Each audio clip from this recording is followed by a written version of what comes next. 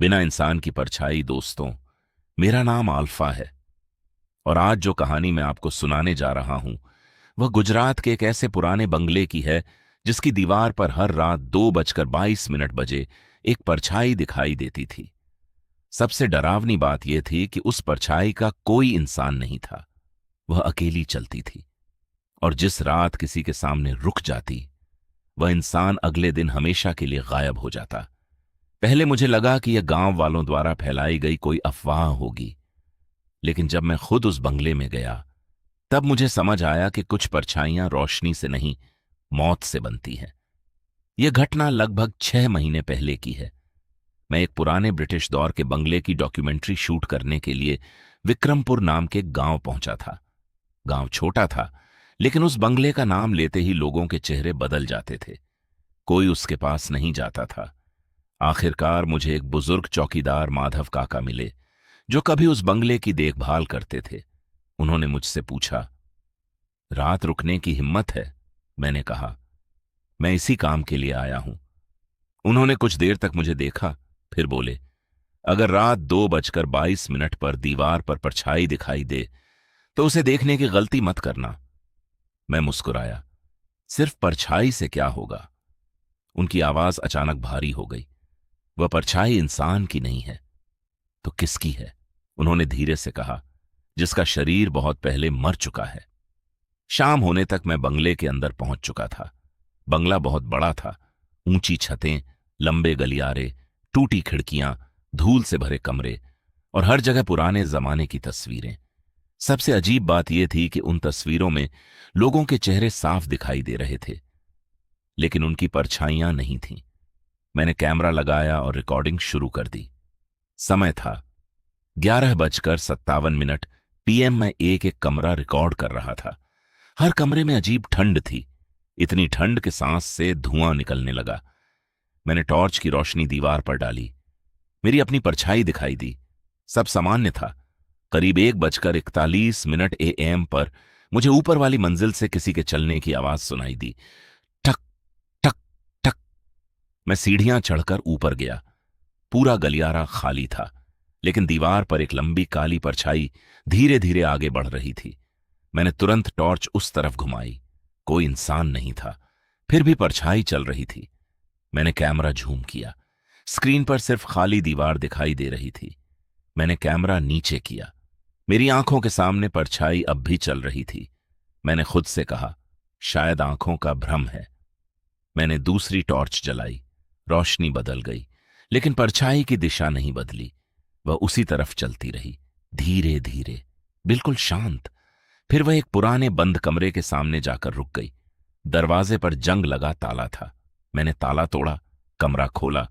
अंदर एक टूटी हुई कुर्सी, एक पुराना आईना और दीवार पर काले धब्बे थे। परछाई कमरे के बीच तक गई और अचानक गायब हो गई। मैंने पूरे कमरे की तलाशी ली, कोई नहीं था। मैंने राहत की सांस ली।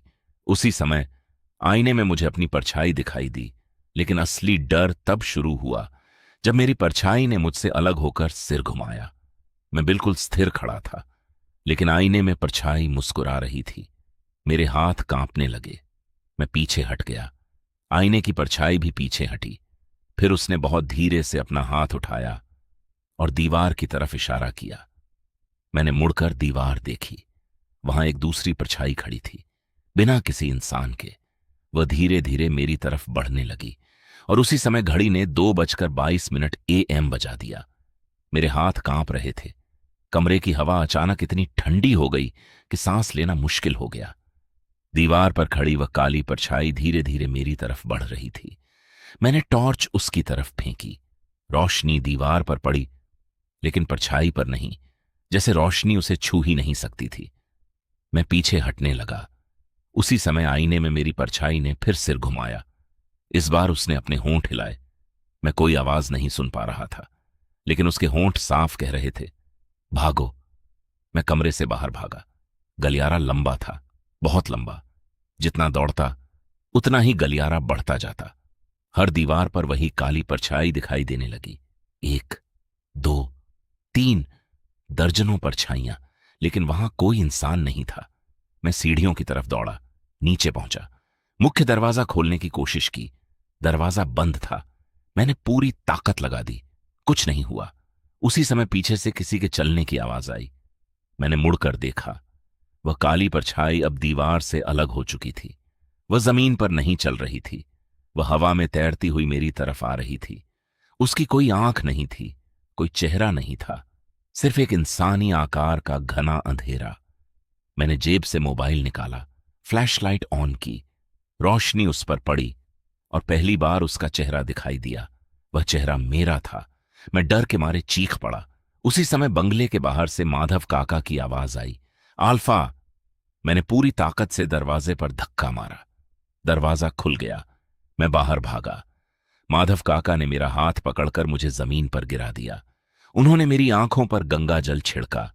मैं कुछ सेकंड तक कुछ देख ही नहीं पाया। जब आंखें खुलीं, बंगला बिल्कुल शांत था। मैंने हांफते हुए पूछा, वह क्या था? माधव काका ने कहा, वह छाया आत्मा है। कई साल पहले इस बंगले में एक अंग्रेज अफसर ने अपने नौकर की हत्या की थी। मरते समय नौकर की परछाई उसके शरीर से अलग हो गई। शरीर मर गया, लेकिन परछाई जिंदा रह गई। तब से वह हर रात एक नया शरीर ढूंढती है। मैंने पूछा, मुझे क्यों चुना? उन्होंने मेरी तरफ देखा, क्योंकि तुमने उसे कैमरे में कैद करने की कोशिश की।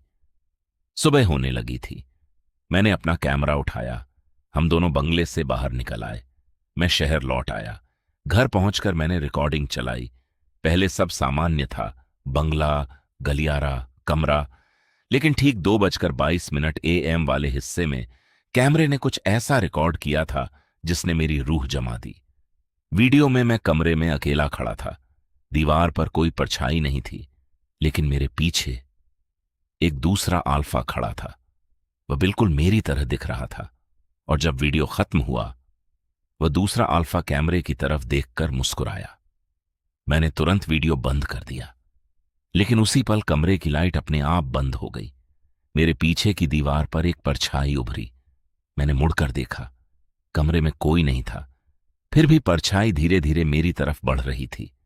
मैंने घड़ी देखी, 2:22 AM, और उस परछाई ने पहली बार आवाज में कहा, अब मैं तुम्हारे साथ हूं दोस्तों।